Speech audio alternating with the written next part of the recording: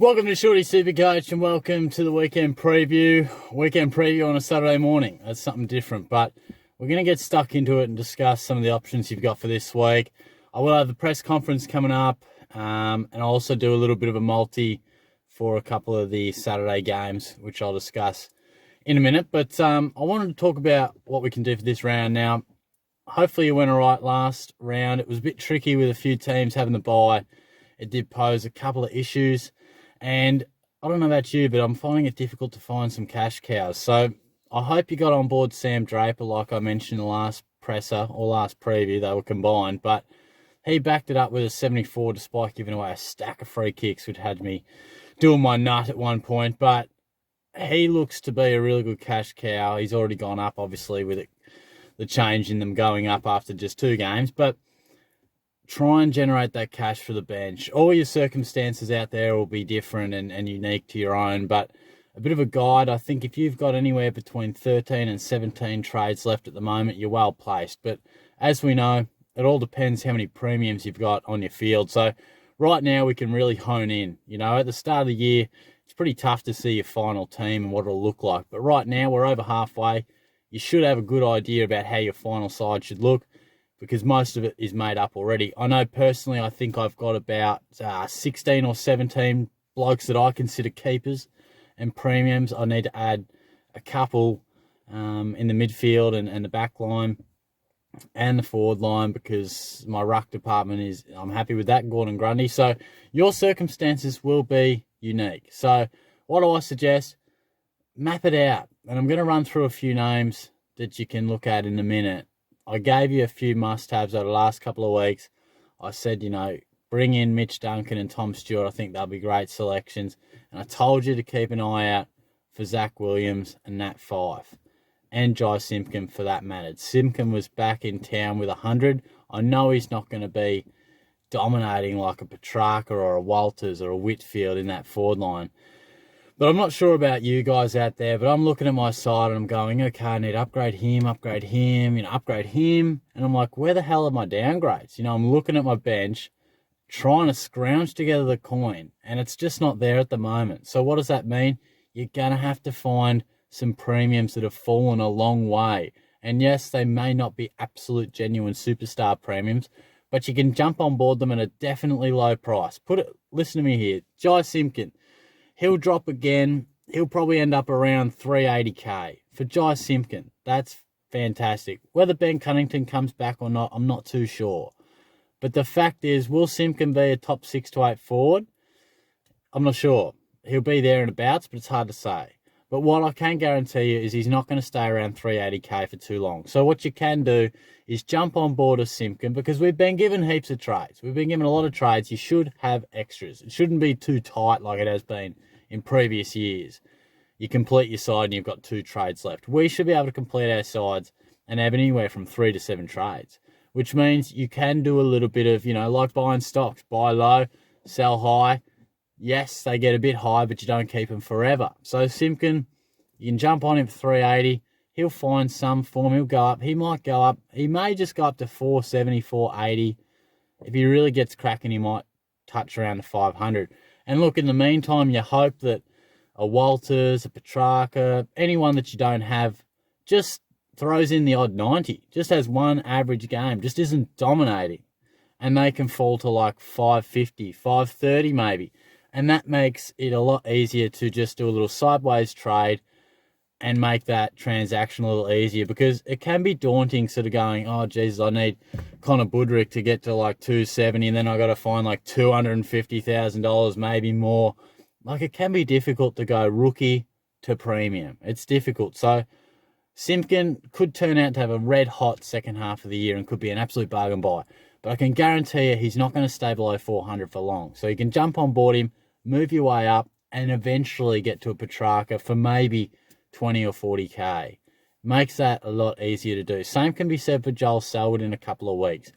Joel Selwood's not going to be a top 10 mid, but what he can do is churn out 100s pretty easily. He's not going to give you too many 150s. He's not going to average 120 for the rest of the year, but he was a bit rusty last week, scoring about 50 or 60, and he got injured early a few weeks back.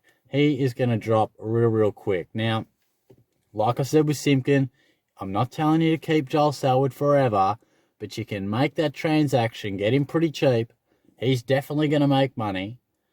And you can make a deal with whoever slightly falls once Selwood goes up, and then there's maybe just a slight dip in price from one of the absolute superstars that you want in your team. Now, I know it's not a traditional rookie ramp and transaction of cash cows to premiums, but in this unique year where we have a few extra trades and at the minute there is less available cash cows, in my opinion, and it's harder to find cash cows because you got to make that move after 1 week. Just gives them more time to get dropped. It gives them more time to throw in an average score. You got to assess them after 1 round of footy, which brings me to what I'll be doing this week. Now, the best way for me to give you guys an idea of what to do for the week is to tell you what I'm doing. Now, again, I'm preaching to map it out, so I've got to practice what I preach. What am I doing? I'm looking at my side, and I was lying in bed the other day, and I was thinking, how am I going to get these guys in my team? Now, it's tricky. You got to make some moves sometimes. Now, Isaac Rankin, he's been good. But until he kicked those goals, he was heading for another pretty average week. Now, he just got his break even. I'm not sure of his break even at the moment, but I'm turfing him. It's not to say Rankin's not going all right, but I need that coin. So I'm going Rankin to Woodcock, and it'll make sense in a minute. And, of course, Sydney and the Giants have the bye this week. So McInerney's going. Hasn't been able to break his way back into the side, which is disappointing because his break-even is pretty nice at the minute. He could definitely make a bit more coin if he just gets a game, but his side's got a bye. He doesn't even seem to be getting named in the emergencies, so he's got to go. And I really like Schonberg. Is that his name, the Adelaide bloke? Is it Harry Schonberg? I think so. I can't even remember, but whatever his name is, he's like 117k, was an absolute ball magnet as a junior, and found a bit of the ball, and I just think the Crows are going to be given opportunities. They'll be given opportunities, so I like him. Now, I know what you're thinking. Why are you doing the double downgrade, Shorty? What I want to do is I feel like Zach Williams is a must inclusion after his bye. He's turned up the last 2 weeks. He got his break even by like 20-odd points, so he rose a little bit. He's up to just under 470, I think, which is a fantastic price for what he's capable of. I thought he was trash last night. I'm not sure how he got like 12 touches and scored 106, but anyway. So he's got to come into my side, and I just need Andrew McPherson to play. If there's one thing you could do out there for me, Adelaide, is just play the man. He was managed, so surely he comes back because he's got a -2 break even. I just need him to play. And then Nat Fyfe, I've been telling you, you've got to get him in once he bottoms out, and that will be after this week. Scored 112 on return. His break even's still about 150 odd. All I need is just under 130, Nat. Just don't go berserk. That's all I ask, mate. And then he'll be quite attainable. Marlon Pickett hopefully has another solid game this week. Scores anywhere from 60 to 80. And then he'll lose that 100 that he got a couple of weeks back. And in theory, will have peaked in terms of his cash-making abilities. So Pickett to Fyfe and McPherson to Williams. Now, to do the math for you, which was hurting my brain the other day, I've got 170k in the bank. McPherson's 245, Williams is 470. I'm doing this on the proviso that McPherson plays. So he plays, he goes up 20k. Let's just say, to do the Williams and McPherson transaction, I need 200k. So I'm down 30. To do 5, I think I worked out that I'll pick it, should be around 350. And I think I was modelling 5 at around 580. So that's 230. It needs me finding about 260k to do that, if you follow me. So 200 for Williams, 230 for Fyfe. That brings me up to 430k in total. And I've already got the 170 in the bank, so 260. So McInerney down to Schoenberg, 115. That needs me finding, another, what did I even say before? 120, 140k. I forget what I said, but the main reason is I need to go Rankin to Woodcock. I could go to like Lockie Hosey or something, but I just don't feel, because Woodcock's like 102k.